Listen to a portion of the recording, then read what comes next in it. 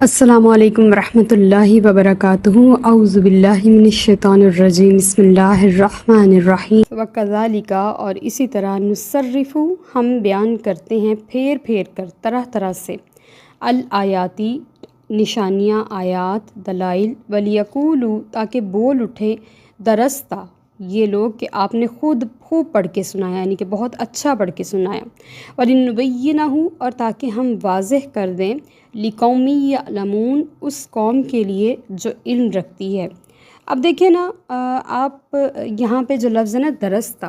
اس کو درس سے لگا سکتے ہیں ہم، کہ درس دینا، پڑھانا، یہ وہاں سے لفظ نکلا ہے، اور اس کا معنی ہے پڑھ کے سنانا۔ اللہ تعالیٰ فرما رہے ہیں میں نے اپنی توحید کی دلائل بار بار کئی طریقوں سے، نصرف ہوتا ہے پھیر پھیر کے بیان کرنا، اسے نئی طریقے سے دلائل دینا۔ آپ دیکھیں اللہ پاک کی صفات کتنی پیاری ہیں، اور اس نے ہر صفت سے ہمیں سمجھایا ہے۔ اگر اللہ تعالیٰ ایک ہی طریقے سے ایک بات کو بار بار دہراتا تو کوئی سمجھتا، کوئی نہ سمجھتا، اور تکرار سے شاید کوئی اکتا بھی جاتا،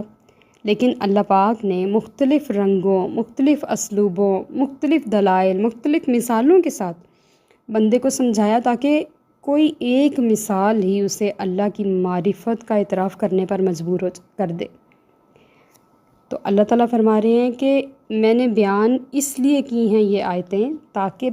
سننے والا یہ بول اٹھے کہ آپ نے کتنا اچھا پڑھ کے سنایا یا رسول اللہ۔ آپ کے دلائل سنانے سے ہمارا دل ہمارے رب کی طرف گامزن ہو گیا، اور ہم نے، اللہ تعالیٰ فرما رہے، واضح کر دی ہیں نشانیاں قوم کے لیے۔ کوئی بھی چیز، قرآن پاک جو ہے نا، واحد قرآن پاک ہے جس کے کسی آیت میں دوسری آیت کے ساتھ کانٹرڈکشن نہیں ہے، یعنی کہ تضاد نہیں ہے، اور یہ قرآن پاک واحد کتاب ہے کہ جس کو آپ الحمد سے والناس تک جہاں تک بھی پڑھیں گے نا، آپ کو کبھی ایسا نہیں لگے گا کہ ایک آیت دوسری آیت کی تردید کرے گی، بلکہ ہمیشہ ہر آیت دوسری آیت کی تائید کرے گی، اس کو مضبوطی عطا کرے گی، اس کو بڑھاوا دے گی، اس کی سچائی پہ دلیل رکھے گی، مہر ثبت رکھے گی۔ کبھی بھی کوئی آیت کسی دوسری آیت کے ساتھ کانٹرڈکشن میں نہیں آئے گی۔ لیکن آپ دنیا کی کوئی بھی کتاب کھول کے دیکھ لیں،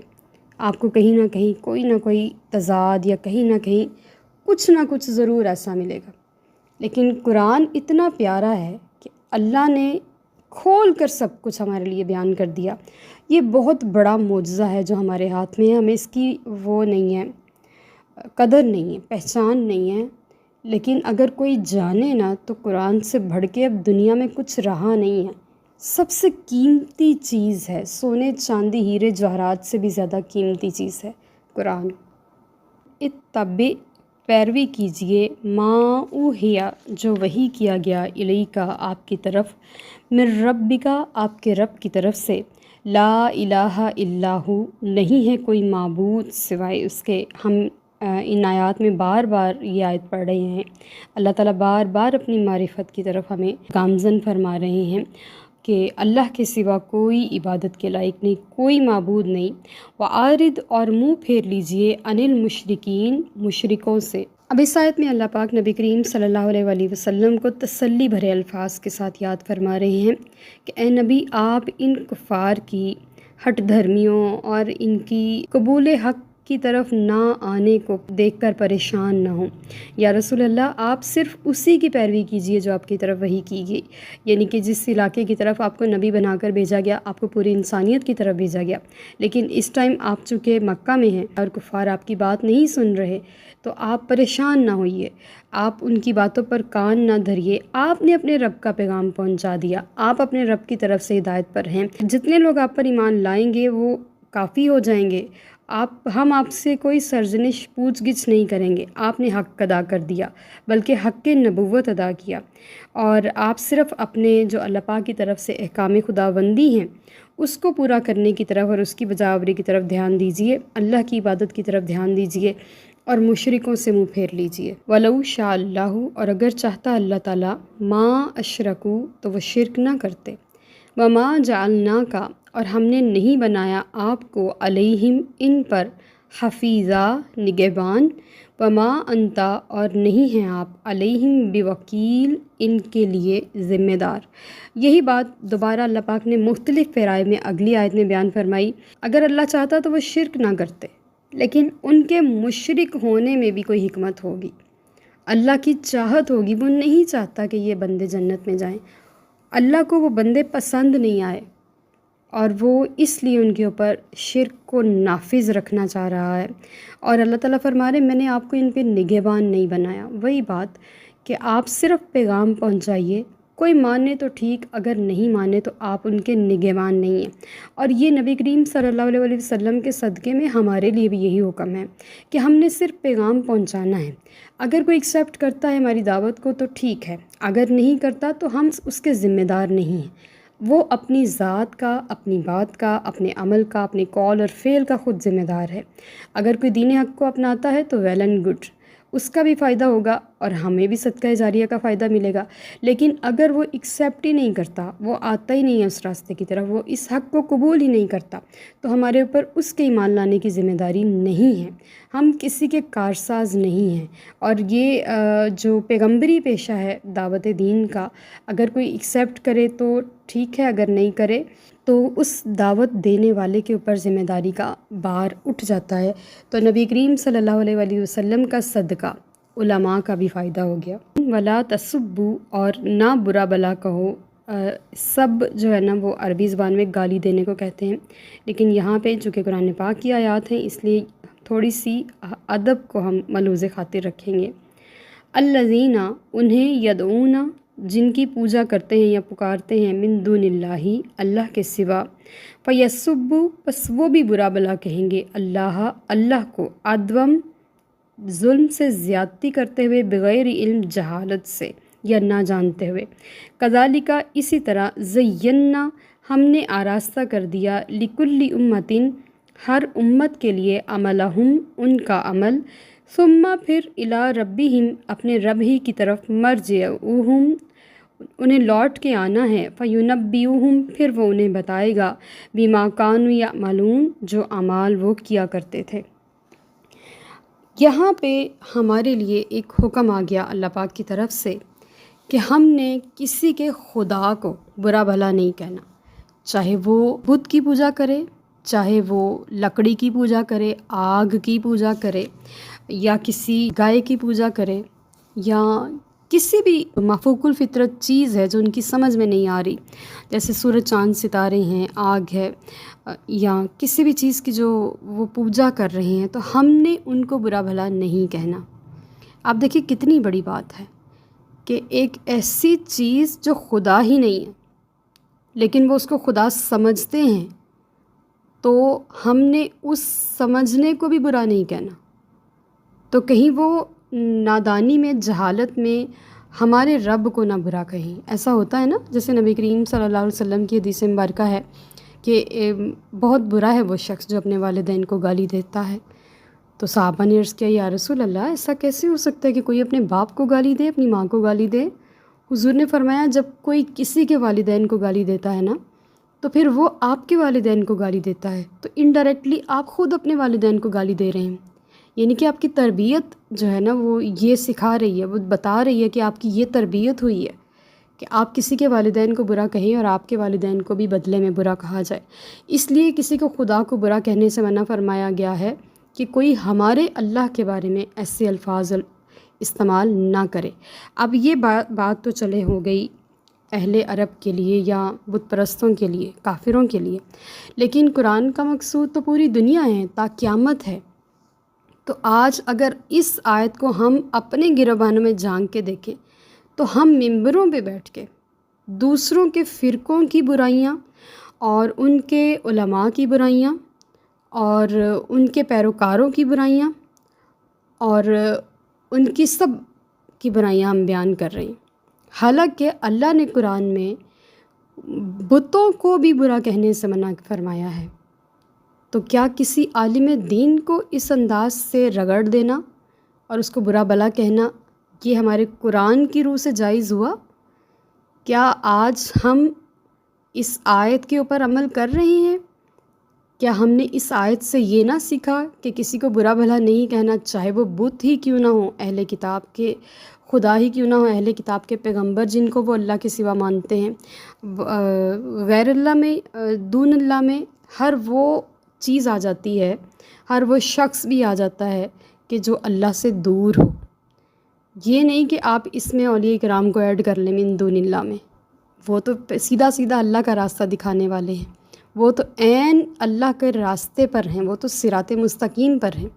وہ من دون اللہ میں شامل نہیں ہیں۔ من دون اللہ میں ہر وہ چیز، ہر وہ انسان اور ہر وہ بے معنی جو کام ہے وہ آ جاتا ہے جو ہمیں اللہ سے دور کر دے۔ ہر ایسا کام جو ہمیں اپنے رب سے دور کر دے، جس کا دونوں جہانوں میں کوئی فائدہ نہیں ہے، وہ من دون اللہ میں آتا ہے۔ تو اس آیت سے ہمیں یہ سیکھنا ہے کہ ہم نے کسی کو برا بھلا نہیں کہنا، بلکہ اگر کوئی غلط راستے پر ہے تو اس کو پوائنٹ آؤٹ نہیں کرنا، اس کا نام نہیں لینا، جنرلی بات کرنی ہے کہ آج کل یہ فتنہ چل رہا ہے، ہم نے اس فتنے میں نہیں آنا، ہم نے اس بندے کی بات نہیں سننی، اس فتنے سے ہم نے خود کو بچانا ہے۔ قرب قیامت میں اتنے فتنے ہوں گے کہ حضور نے فرمایا کہ تسبیح ٹوٹ جائے اور اس کے دانے، تو مجھے تو لگ رہا ہے کہ جتنے فتنے ہم روزانہ کی بنیاد پر دیکھ رہے ہیں کہ عام شخص جس کے ہاتھ میں موبائل ہے اور وہ ویڈیو بنا سکتا ہے، تو بغیر علم کے، بغیر کتاب رکھے، بغیر دین کا علم رکھے، بغیر ڈگری لیے فتوے دے رہا ہے، اور وہ اپنے فرقے کو بیسٹ اور دوسرے کے فرقے کو برا بھلا کہہ رہا ہے، حالانکہ کوئی علم نہیں ہے۔ بغیر علم، صرف ادوم بغیر علم، یہ صرف ان کفار کے لیے نہیں ہے، ہمارے لیے بھی آ رہی ہے آیت۔ صرف دشمنی میں بغیر علم کے وہ اس کی برائی بیان کر رہا ہے۔ تو اس آیت سے ہمیں یہ سیکھنا ہے کہ پہلے خود فہم حاصل کرنا ہے، پہلے خود کتاب کا علم لینا ہے، خود احادیث کو جاننا ہے، اس کے ٹیکنیکل چیزوں کو پہچاننا ہے، اس کے اندر جو معنی ہے، جو باریکیاں ہیں، جو لطافتیں ہیں، اس کو ڈھونڈنا ہے، جو ہیرے موتی ہیں پہلے خود تلاش کرنے ہیں، پھر اس کا کسی اور کے اوپر امفسائز کرنا ہے، بلکہ کرنا ہی نہیں ہے۔ اب خود کو گروم کریں، اپنے آپ کو سنواریں، اپنی ذات کو جو ہے بہترین کریں۔ ہم کیوں کسی دوسرے کے اوپر انگلی اٹھانے میں وقت ضائع کر کے اپنے آپ کو سکھانے سے محروم کریں؟ جتنے وقت میں ہم نے کسی دوسرے کی برائی کرنی ہے، اتنے وقت میں ہم ایک حدیث سیکھ سکتے ہیں، ایک ایتھکس سیکھ سکتے ہیں، ایک موریلٹی سیکھ سکتے ہیں، آپ مینر سیکھ سکتے ہیں، زندگی گزارنے کا ایک طریقہ سیکھ سکتے ہیں، ہم اپنی کسی بھی فیلڈ میں نالج لے سکتے ہیں، ہم کسی بھی جگہ پہ ڈگری لے سکتے ہیں، بجائے کسی دوسرے کے اوپر انگلی اٹھانے کے ہم اپنے آپ کو گروم کر سکتے ہیں۔ تو اس آیت سے اللہ تعالیٰ یہ بیان فرما رہے ہیں کہ اگر کوئی شخص اس طرح کے کام کرتا ہے تو اس کا ہم نے ہر امت کے لیے اچھا عمل جو ہے نا آراستہ کر دیا ہے کہ یہ تم نے بڑا ہی زبردست کام کیا ہے، حالانکہ ایسا ہوتا نہیں ہے۔ جب اللہ کی طرف لوٹ کے جانا ہے تب وہ بتائے گا کہ تم نے کیا کیا ہے۔ ہر بندہ اپنے کام میں بڑا خوش ہوتا ہے کہ میں بڑا اچھا کام کر رہا ہوں، میں دوسرے پر تنقید کر رہا ہوں، میں اس کے خدا کو برا کہہ رہا ہوں، میں نے اس کو ایسے جواب دیے کہ ایک بار وہ اس کو سمجھ آ چکی ہوگی۔ تو ہماری شریعت ہمیں اس چیز سے منع کر رہی ہے، ہمیں دوسرے کے اوپر انگلی اٹھانے کے بجائے اپنی گرومنگ کرنی ہے، اپنے آپ کو سنوارنا۔ وَأَقْسَمُوا، اور وہ قسمیں کھاتے ہیں، باللہ، اللہ کی، جہد ایمانہم، پوری کوشش کے ساتھ قسمیں۔ جہد جو ہوتا ہے نا، جہاد سے نکلا، یعنی کہ کوشش کرنا۔ لَإِن جَاءَتْهُمْ، کہ اگر آ گئی ان کے پاس، آیاتم، کوئی نشانی، لَيُؤْمِنُنَّ، تو وہ ضرور ایمان لائیں گے، بہا، اس پر، یعنی کہ اس نبی پر۔ کل، آپ فرما دیجئے، انما الآیات، بے شک نشانیاں، عند اللہ، اللہ کے پاس ہیں، وما یشعروکم، اور تمہیں کیا خبر، انہا، کہ بے شک جب، اذا جاءت، وہ آ جائیں گی، لا یؤمنون، یہ تب بھی ایمان نہیں لائیں گے۔ ہم نے پیچھے پڑھا نا، اگر اللہ چاہتا تو وہ شرک نہ کرتے، تو یہاں بھی اللہ تعالیٰ فرما رہے ہیں کہ وہ نشانیاں دیکھ کر بھی ایمان نہیں لاتے۔ اس آیت کا شان نزول ہے، کفار قریش نے ایک بار نبی کریم صلی اللہ علیہ وسلم کی خدمت میں عرض کی کہ آپ ہمیں بتاتے ہیں کہ موسیٰ علیہ السلام نے اپنا عصا مار کے پتھر سے پانی کے چشمے جاری کر دیے اور عیسیٰ علیہ السلام مردوں کو زندہ کر دیا کرتے تھے، اور سمود کے پاس ایک اونٹنی تھی، آپ بھی ہمیں کوئی نشانی دکھائیے تاکہ ہم آپ کی تصدیق کریں۔ تو حضور نے فرمایا کون سی نشانی چاہتے ہو؟ کہنے لگے اگر یہ صفا کی پہاڑی سونا بن جائے، یعنی کہ پورا پہاڑ سونے کا بن جائے۔ اس وقت جو صفا کی پہاڑی تھی وہ ایسے ہی موجود تھی جیسے کہ حضرت ابراہیم اور اسماعیل علیہ السلام کے دور میں موجود تھی۔ یہ تو بعد میں جب ترقی ہوئی اور لوگ زیادہ سے زیادہ حرم مکہ میں آنے لگے اور طواف اور صفا مروہ کرنے لگ گئے تو انہوں نے اس کو کاٹ دیا اور صرف تھوڑی سی نشانی کے طور پہ صفا کی پہاڑی جو ہے نا وہ رکھ دی۔ آج بھی نشانی کے طور پہ وہ اتنا نرم سا پتھر ہے کہ اس کے اوپر آسانی سے ننگے پاؤں چلا جا سکتا ہے۔ تو اس وقت وہ پورا پہاڑ تھا جس وقت انہوں نے اس کے سونے کے بننے کی ڈیمانڈ کی۔ نبی کریم صلی اللہ علیہ وسلم نے دعا فرما دی تو جبرائیل علیہ السلام حاضر ہوئے اور آ کر کہا یا رسول اللہ اگر آپ چاہیں تو صفا کی پہاڑی ابھی سونے کی بن جائے گی، لیکن جس نے اس کے بعد انکار کیا تو اللہ اسے ہلاک فرما دے گا۔ یعنی کہ نشانی نہ آنے کے پیچھے حکمت یہ تھی کہ اگر نشانی آنے کے بعد کوئی ایمان نہیں لاتا تو پھر پوری قوم پر عذاب آئے گا۔ حضرت جبرائیل علیہ السلام نے فرمایا اگر انکار کیا تو اللہ ہلاک کر دے گا، یا آپ انہیں اپنے حال پہ رہنے دیں تاکہ جس وقت بھی کوئی چاہے تو توبہ کر لے اور اسلام قبول کر لے۔ تو حضور نے فرمایا مجھے دوسری صورت پسند ہے کہ میں اس بات کو نہیں ایکسیپٹ کر رہا کہ ہو سکتا ہے کہ سونا دیکھ کے لوگوں کا ویسے ہی ایمان بدل جائے اور وہ اس کو اتارنے میں لگ جائیں اور کون سا خدا اور کون سی عبادت وہ تو بالکل ہی بھول جائیں گے۔